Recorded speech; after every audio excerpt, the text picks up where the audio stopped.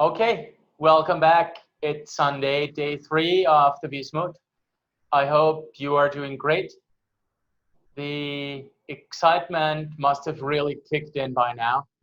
I'm sure um, some of you who are watching this have already had more than one match.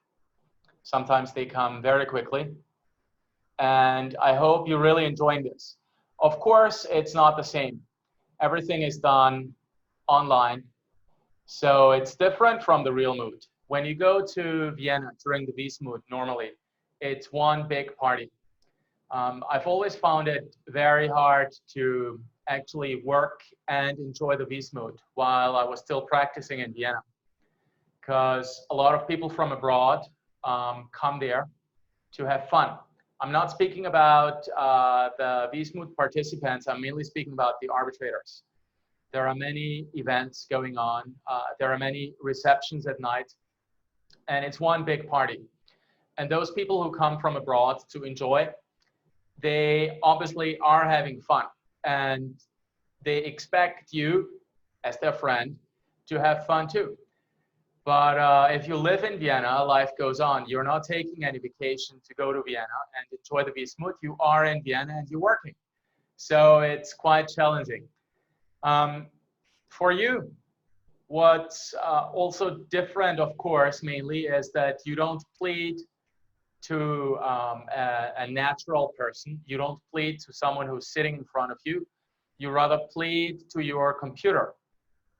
This is quite different from pleading to a human being. And when you follow what people write on LinkedIn, I've seen several comments by coaches saying, you know, I'm used to arbitrators at the Moot being arbitrary, a nice word of play, and to being very subjective, to give feedback that's not really appropriate, etc.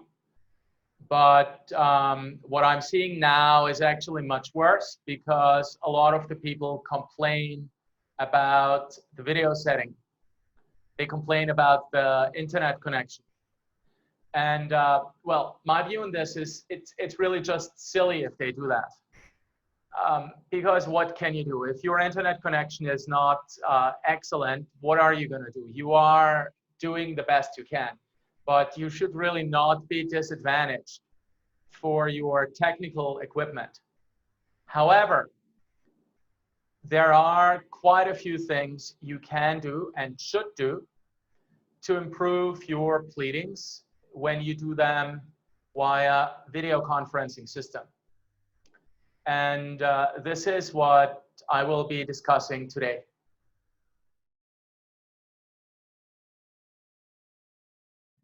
In any meeting or hearing, be it in person, be it online, what you always must pay close attention to is that your setting is right.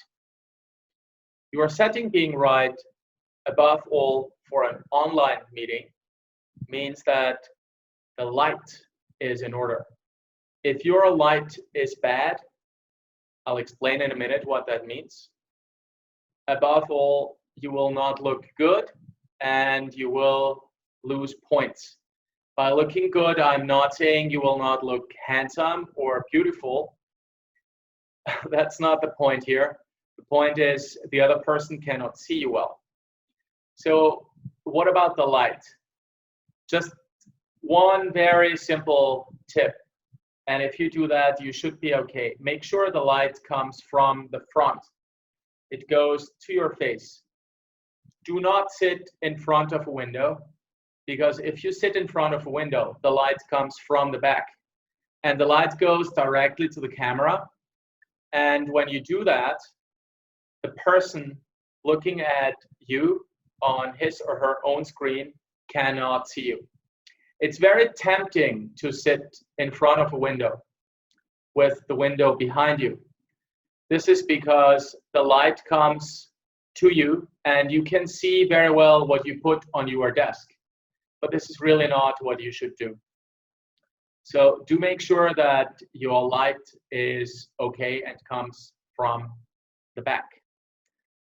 Remember the Korean mom on BBC, when this professor was speaking on BBC live from his office in his house, his home office, and the kids came in and the Korean mom was running behind them. You don't want that to happen. It actually happened to me when I was shooting a video a few days ago. I learned my lesson, and ever since I'm locking the door whenever I shoot a video from home. So do make sure you keep all distractions to a minimum. That's not just locking your door, but it also means putting your phone not just on mute, but also away from the table. If your phone is on mute and it vibrates next to your laptop, that may be very clearly may be heard very clearly by anyone else on the call. So do not do that. What you should also do is, still on the setting, make sure that your laptop stands very firmly on the table. This is when you use your laptop and the camera on the laptop. If you use a camera, it must also stand firmly on the table. Do not put anything underneath your laptop. Do not put anything underneath your camera, which you may need. In the heat of the moment, if your laptop or your camera do not stand firmly, you may pull something out and, I don't know, the camera falls over, the laptop tilts over. All of this is a mess, which is unavoidable. And also make sure that you do not hit anything, hit your laptop or your camera with anything. So the way you organize your table should be in a way that there is no risk of you in the heat of the moment, you know, when things get excited, hit your camera or your laptop. Generally, when I say don't hit your camera or don't hit your laptop with anything, make sure that your workspace looks neat and clean. Do not clutter it with stuff lying around. It just makes a bad impression. And finally, 2 pro tips. Make sure that your head does not take more than 1/3 of the screen. If you move very close like this, it just looks very strange.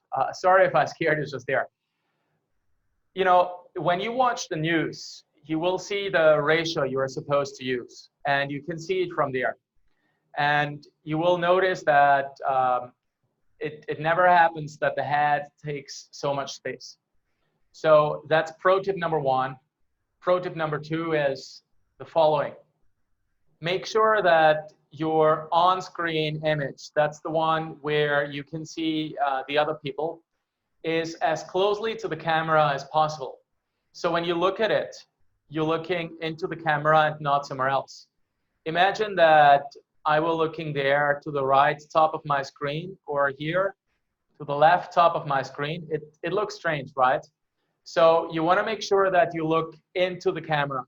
This gives, obviously, the other person the impression that you are much more attentive and that you are much more in the room, virtually, of course, than you would be if you were actually having an in-person meeting.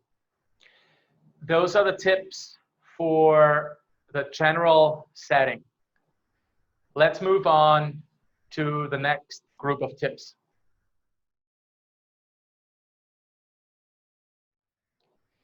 Your posture when you do videos is actually even more important than it is when you sit there in person. That's because it's very easy that you're leaning forward when you sit in front of your laptop. Really make sure you avoid that by all means. It's also very easy to sort of put your arms on the table and then lean in. That usually does not look good on camera. So your posture is even more important than it is during an in-person meeting. A very easy way to build your posture is to start from the bottom. Your feet should be placed firmly on the ground. Don't cross your legs. Don't do anything about your legs. Just place them firmly on the ground. It will literally give you more stability, and your posture starts from the bottom and moves all the way up. That's really helpful if you want to look straight and look like someone who's sitting there with confidence and who's fully into the pleadings.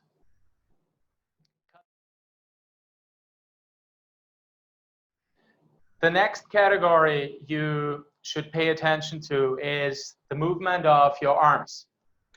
It's very easy when you're sitting in front of your laptop and you get excited that you move your hands close to the laptop, just like I'm doing here. And you speak like this. And when you do it in person in a face-to-face meeting, it looks very natural and it actually looks great. So there's nothing wrong with it. But keep in mind that your camera is close, and the closer you move something to the camera, the larger it becomes. So this is actually something that looks very, very odd when you do it on camera. So make sure that the movement of your hands is not getting too close to the camera. It generally helps if you do not move too fast. You can move like this and, you know, move your hands really fast, or you move them very slowly. You accentuate what you're saying. The latter is much better in a video conference. Now, why is that? The internet connection may not be perfect. This may be at your end, it may be at the other person's end. And when you move too fast, there may be lagging, and that just looks bad. So avoid moving too quickly.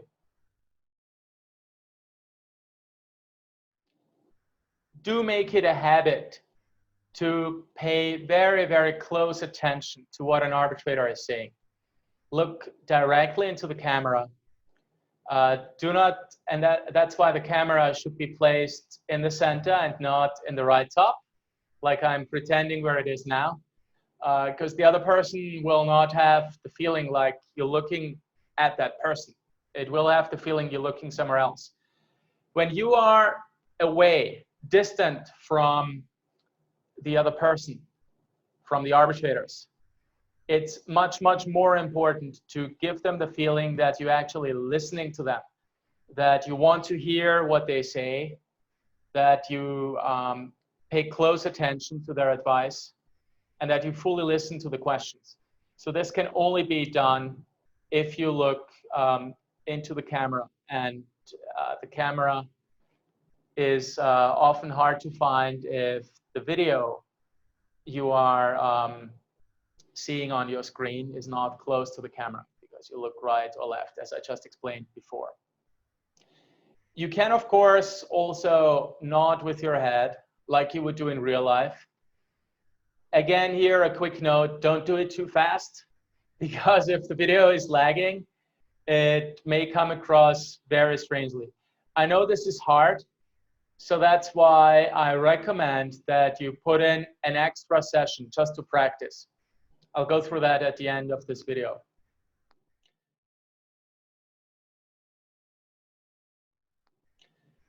The last comment on what you should do or rather should not do. Be aware that when you have a microphone close to you, especially when it's attached to your body, it's very easily possible that the other people can hear what you are whispering. This is something which would never happen in real life, because the arbitrators is a few meters away from you.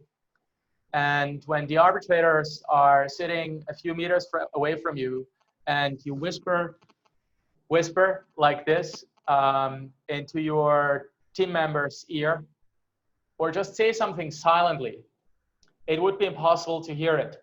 But in the current setting, because of the microphone, this may always happen. So make it a habit to communicate more in written form, like write little notes. That's much easier than whispering something. Teamwork is allowed, yes, but it may come across very bad if you do not know the answer yourself, and your teammate is telling you the answer, and then you say it. And if everyone hears that the answer didn't come from you, but rather from your teammate, it looks odd. It's allowed, but it still looks odd. In real life, you can make this much more natural.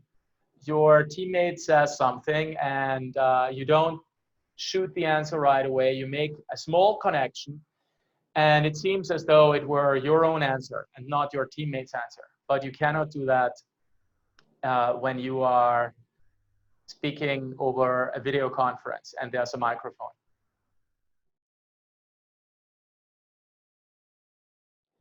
Okay, so how do you put all of this together? Well, it's crucial that you practice. I'm fully aware here that you don't have so much time to practice. Don't think that I'm an idiot, and don't expect me to expect you to practice for many hours. But you can make it a habit to practice a few video sessions, just 2-3 times a day for 5 minutes. Practice for 5 minutes. Try sitting straight, work on your posture, work on your arm movement, and record it. Have someone else record it. There are numerous programs out there which make recording very easily, so you can use one of them. And they're all free. I mean, not all, but there are many free out there. When you record yourself and then watch how you look on video, you will get a much better understanding of what you look like. There is no shortcut to it. Yes, some people may have a natural talent, but usually, like most things in life, it's just hard work. So if you work hard and if you're willing to give it a few extra lessons and extra practices, you will succeed. I appreciate that we are Sunday already, not many days are left, but I'm sure that these tips are very helpful for the last few rounds of the group stages you have. And of course, fingers crossed for the elimination rounds. Thank you, and I'll see you tomorrow.